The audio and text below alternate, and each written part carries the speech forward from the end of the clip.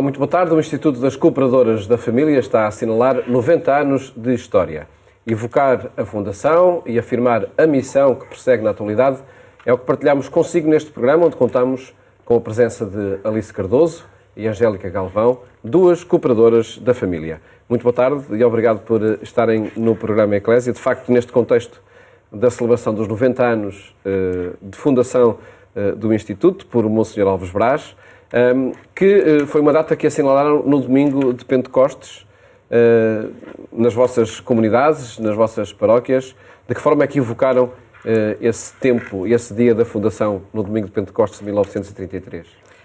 A nível local, as cooperadoras procuram, numa atitude de ação de graças, celebrar este dia. Foi o que aconteceu precisamente aqui em Lisboa, na Paróquia da Estrela. Tivemos uma Eucaristia de ação de graças, seguida depois de um momento de reflexão e de um encontro internacional com todo o Instituto via Zoom. Ligaram-se as várias comunidades? Os vários grupos, Portugal e no estrangeiro. E quando falamos no estrangeiro, já falamos em Espanha, Itália? Em Espanha, Itália, Brasil, Cabinda, Roma. O Instituto que nasceu em Portugal e já está, de facto, internacional. Sim, estamos presentes em 5 países no estrangeiro e nas 16 dioceses em Portugal. Angélica Galvão, estes momentos celebrativos e de festa, de evocar a Fundação, são momentos também de partilha do que é a vossa missão, o vosso compromisso com a família, com a sociedade, com outras gerações? Sim, sem dúvida, é um momento de festa, de celebração e de facto é um momento também de olhar o passado com muita gratidão e eu, enquanto jovem, também saber que estou a cruzar uma história que surgiu nesta fronteira entre aquilo que é o humano e o divino e que continua a acontecer hoje, passados 90 anos, através da oferta da vida de tantas cooperadoras que se vão dinamizando e atualizando o carisma legado pelo Monsenhor Alves Braz. O que é que motivou, o que é que fez com que optasse por este Instituto das Cooperadoras da Família? Pessoalmente, claro. Bem, pessoalmente foi sem dúvida viver esta radicalidade do Evangelho no meio da sociedade, no meio do mundo, no contexto profissional e foi como que o perceber que aquele sonho que tinha em criança de mudar o mundo não era assim tão utópico, mas que era possível mudar o mundo através desta entrega da vida ao cuidado da santificação da família, que é, no fundo, a célula básica da sociedade e do mundo. E esta é uma determinação, Alice Cardoso, que presidiu às 9 décadas da história deste projeto que o Monsenhor Alves Braz quis deixar à Igreja em Portugal e ao mundo. Sim, o cuidado da santificação da família está assim no horizonte de todas as atividades, de todas as ações desenvolvidas pelas cooperadoras espalhadas pelo mundo. Bem como no horizonte das instituições que o Padre Braz nos deixou em herança, a família.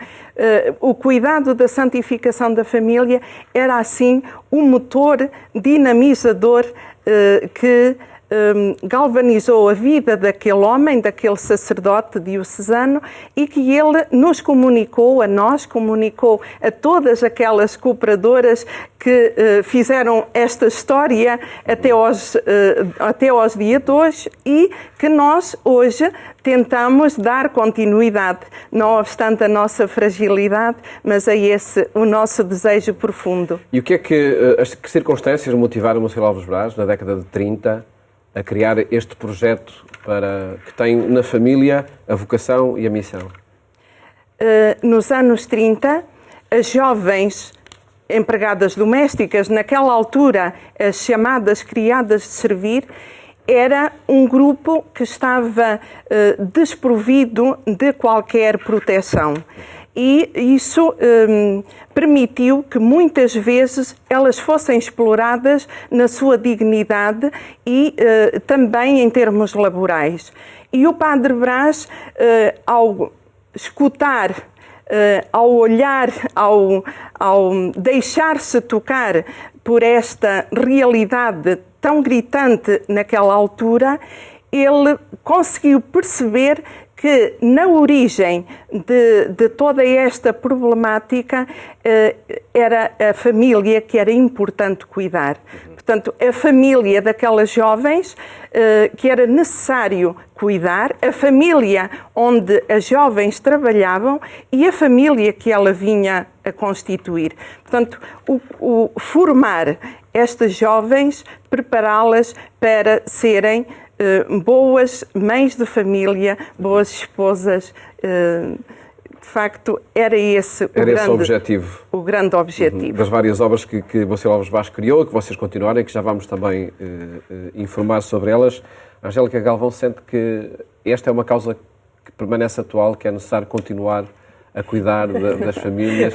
E até estava a pensar que talvez não tenhamos a mesma realidade que Portugal conhecia nos anos 30, mas temos tantos migrantes, tantos refugiados que chegam até nós, tantas mulheres a trabalhar em condições também que não são nada dignas da humanidade. Sim, eu costumo brincar um pouco e dizer que, de facto, o nosso carisma nunca está esgotado e nunca nos podemos queixar de falta de trabalho, porque, na verdade, a realidade familiar é transversal a tudo isso e a esses problemas que hoje em dia, de facto, são desafiantes. Falava na questão das migrações, podemos falar na questão da guerra, desta questão do egoísmo, da falta de justiça social. Se de facto cuidar da educação para esses valores humanos e cristãos vai permitir que a sociedade no seu global tenha uma experiência muito mais ao jeito daquilo que é o projeto de Deus para a humanidade. E foi isso, acredito, que motivou a sua presença no Instituto. Enfim, é a mais jovem no Instituto, creio eu, segundo, a abraçar esta causa do Monsenhor Alves Brás na sociedade de hoje, não é? Sim, porque acredito verdadeiramente que, de facto, o Monsenhor teve uma visão, uma intuição do Espírito Santo há 90 anos atrás, mas hoje eu até me atrevia a dizer que mais do que naquela época é urgente, de facto, olharmos para a forma como é que a sociedade está a olhar para a família. Se há 90 anos nós tínhamos uma sociedade construída à volta da realidade familiar, hoje em dia a sociedade está mais preocupada com a questão do trabalho, dos meios empresariais, da carreira. E será também por isso, acredito, que o Papa Francisco esta semana sugeriu um pacto global para a família, precisamente para encontrar aí novas soluções, envolvendo até as universidades nesta causa familiar. Nós, no programa que partilhamos com quem nos segue, em cada sexta-feira, analisamos também a liturgia de domingo, já lá vamos. Antes vamos conhecer um bocadinho melhor esta obra de Monsenhor Alves Brás. Através de que projetos, Alice Cardoso, é que se concretizam hoje essa inspiração do sacerdote da Diocese da Guarda? Onde está uma cooperadora, está a presença carismática do venerável Padre Brás. E desde logo as cooperadoras têm diferentes formas de estar na sociedade. Sim. Não são uma congregação, enfim... Somos um instituto de vida consagrada secular. Estamos, como qualquer outro cristão, no meio do mundo, inseridas nas realidades profissionais, nas diferentes tarefas do dia-a-dia e nas realidades pastorais. E o vosso trabalho, como qualquer outro... O nosso trabalho é espaço de realização da missão. Ser missão, como hoje o Papa Francisco nos desafia, é de facto para nós, continua a ser um grande desafio na medida em que dizer o carisma do Padre Brás passa precisamente pelo nosso trabalho, pela realização das nossas tarefas cotidianas. Os projetos depois que têm em mãos que ajudam a concretizar, acredito. Em termos de projetos, temos a presença das cooperadoras nas realidades onde estão inseridas e também nas paróquias, na pastoral mais organizada em termos de pastoral familiar e catequética e litúrgica.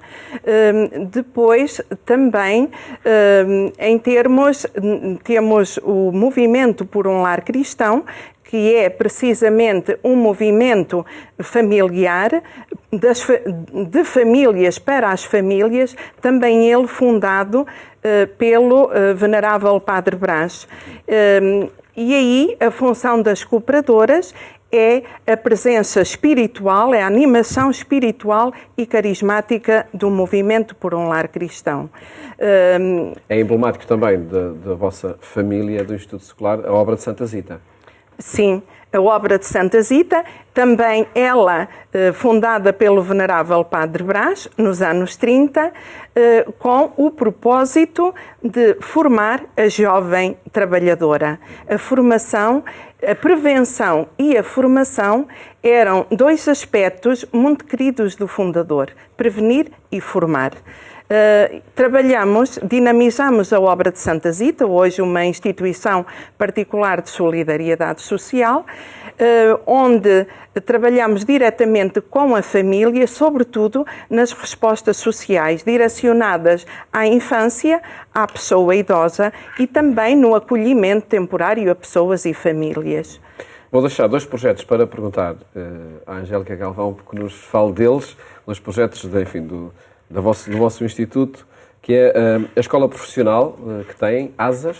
Sim, que surgiu, não foi fundada diretamente pelo Monsenhor Alves Brás, mas que surgiu nesta atenção aos sinais dos tempos, derivado desta preocupação que o Monsenhor tinha, como a Alice referiu, da prevenção e da formação dos jovens. E como eu dizia há pouco, mais do que nunca é importante, de facto, educar para os valores humanos e cristãos. E a Fundação Monsenhor Alves Brás, ou a Escola Profissional de Agente de Serviço e Apoio Social, tem como missão também isso. É uma escola católica. O diferenciador que tem. Exatamente. E tentamos pautar, de facto, e dinamizar pastoralmente aquela escola com esta tónica muito centrada no serviço à família. E o que é este projeto juvenil Focos de Esperança? É um movimento juvenil, como o próprio nome indica, ligado à espiritualidade da família blasiana. Os jovens que integram este movimento pretendem ser, no mundo, nas realidades onde se encontram, seja na escola, na universidade, na sua família, um elemento de esperança a apontar para Jesus Sim, e acredito que neste tempo de preparação para a Jornada Mundial da Juventude esteja também aí, enfim, estejam no centro de muitas ações. Verdade. É um movimento da Igreja, para a Igreja, e não podíamos ficar, de facto, de fora dessa realidade. Neste momento, o que estamos a desenvolver com os jovens a que acompanhamos, para além de tentarmos promover e captar voluntários para as Jornadas Mundiais da Juventude, estamos também a fazer um caminho catequético proposto pelo próprio COL da JMJ e das catequeses que foram, no fundo, oferecidas como subsídios para fazer este caminho até à JMJ e que não fique, de facto, só naquela semana, e que seja um caminho que vai dar frutos para além das jornadas. Acredito que, enquanto família blasiana, como há bocadinho utilizaram a expressão, que vem de Monsenhor Alves Brás, não é? Decorre daí o nome, terão também uma participação dos vários países que chegaram cá a Portugal para estarem na Jornada Mundial da Juventude. Pode-se dizer... Os jovens que trabalham convosco, acredito que o ponto de encontro seja Lisboa, de 1 a 6 de agosto. Sim, nós formalmente, o movimento Focos de Esperança, formalmente não existe nas realidades do estrangeiro. No entanto, aqueles jovens que nos chegam e contactam diretamente com as cooperadoras, seja no Brasil, seja em Cabinda, concretamente, certamente estão a fazer um esforço para vir, sobretudo quando há 2, 3 anos começaram eles próprios a preparar a angariação de fundos para estar na Jornada Mundial da Juventude. Um último apontamento sobre, de facto, o vosso projeto, e tenho sempre diante de mim também essa proposta do Papa, esse Pacto Global para a Família. É urgente ter a família por missão, como é o vosso propósito? Tal como a Angélica já referiu, é urgentíssimo. Ler os sinais dos tempos e escutar Deus na história e na história das famílias é urgentíssimo. E é um grande desafio que se coloca ao Instituto precisamente neste sexénio. Respeitando também o que é o percurso de cada família, do que são as etapas de cada família? Sim, escutar sem rótulos, escutar de coração aberto, de mente aberta, é esse o nosso propósito. Volto a dizer, não obstante as nossas fragilidades, é esse o nosso propósito. Estar ao serviço da família, ser família para as famílias e estar com elas na proximidade, escutando todos os seus dilemas e apoiando, cooperando. Só completar que, no fundo, é fazer o que o Monsenhor fez há 90 anos atrás, que ousou olhar a realidade, escutar a realidade e aquelas famílias e agiu de acordo com isso, em consequência disso. E hoje, de facto, os desafios das famílias são inúmeros, mas acho que o grande desafio é esta escuta ativa. Uma realidade que é diferente, acredito, dos anos 30. Bastante diferente, verdade. Hoje em dia as famílias apresentam-nos desafios que se calhar há 90 anos não existiam. A questão da precariedade no trabalho, esta questão do acompanhamento, como a Alice referiu há pouco, à pessoa idosa. Mas a própria constituição de uma família, acredito que se coloca hoje esse tema de forma diferente e muito diferente, não é? Sim, sim. O contacto com o mundo juvenil, por certo que traz esses projetos diferentes. É verdade, hoje temos a maior parte dos jovens que nos chegam ou são provenientes de famílias de pais separados, já não falo tanto da questão da monoparentalidade, mas sobretudo esta questão dos pais divorciados lança-nos inúmeros desafios, não só o trabalhar com o próprio casal, mas, sobretudo, as consequências que isso tem na vida e na construção da identidade daquele jovem, porque isso tem um impacto natural. E a escuta permanece como essa atitude que tentam fomentar. Eu gostava ainda de referir que isto começamos a tocá-lo logo num contexto de creche e jardim de infância. Esta realidade diferenciada da família que não tem nada a ver com aquele modelo de família que tínhamos nos anos 30, 40, 50, por aí fora. E há essa disponibilidade, de facto, para escutar e acompanhar. Nós vamos aproveitar os últimos minutos, por certo poderíamos continuar a falar sobre a família e os vossos projetos, mas como, enfim, temos esta promessa com os nossos telespectadores de fazer pelo menos uma referência à liturgia do domingo, vamos comentar o Evangelho que se escuta nas Eucaristias deste domingo, para depois fazer um breve comentário. Naquele tempo, disse Jesus a Nicodemos: Deus amou tanto o mundo que entregou o seu Filho unigênito para que todo homem que acredita nele não pereça, mas tenha a vida eterna. Porque Deus não enviou o seu Filho ao mundo para condenar o mundo, mas para que o mundo seja salvo por ele. Quem acredita nele não é condenado, mas quem não acredita nele já está condenado, porque não acreditou no nome do Filho unigênito de Deus. Pedia-vos o vosso comentário a este texto, o texto breve, não é, do Evangelho de São João, que é proposto neste domingo da Santíssima Trindade. Aparece aqui, enfim, este tema grande, não é, da teologia, mas muito ligado à salvação, ou, enfim, uma concretização muito próxima da experiência crente. Eu permitia-me dizer que feliz coincidência entre esta liturgia do próximo domingo e o nosso carisma e a nossa espiritualidade que se molda nos exemplos da Sagrada Família de Nazaré, reflexo da Trindade.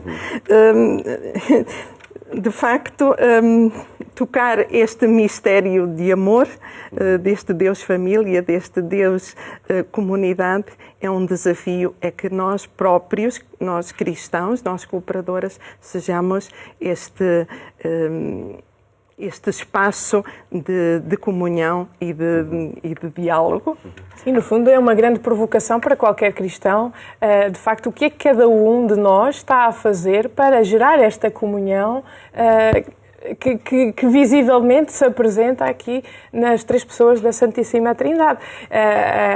E é interessante ver este Deus que se faz próximo, que encarna e que até oferece o seu próprio Filho para nos mostrar que, de facto, ama a cada ser humano incondicionalmente. E acho que nós, enquanto consagradas e qualquer cristão, devia ser, de facto, este sinal visível no meio da realidade onde se encontra, para, de facto, termos uma sociedade e um mundo mais com paz, com alegria, com comunhão, com fraternidade. Salvo, de facto, por esta experiência de unidade entre três pessoas, como se assinala aqui neste domingo da Santíssima Trindade. Agradeço-vos terem estado no programa Eclésia a partilhar o vosso carisma, a vossa história e também os desafios que levam por diante junto da família. Muito obrigado. Obrigada. Felicidades para o vosso trabalho no Instituto das Cooperadoras da Família. E a terminar, convido a seguir a informação que atualizamos permanentemente no portal agência.eclésia.pt. Votos de uma ótima tarde, bom fim de semana, até à próxima segunda-feira, se Deus quiser.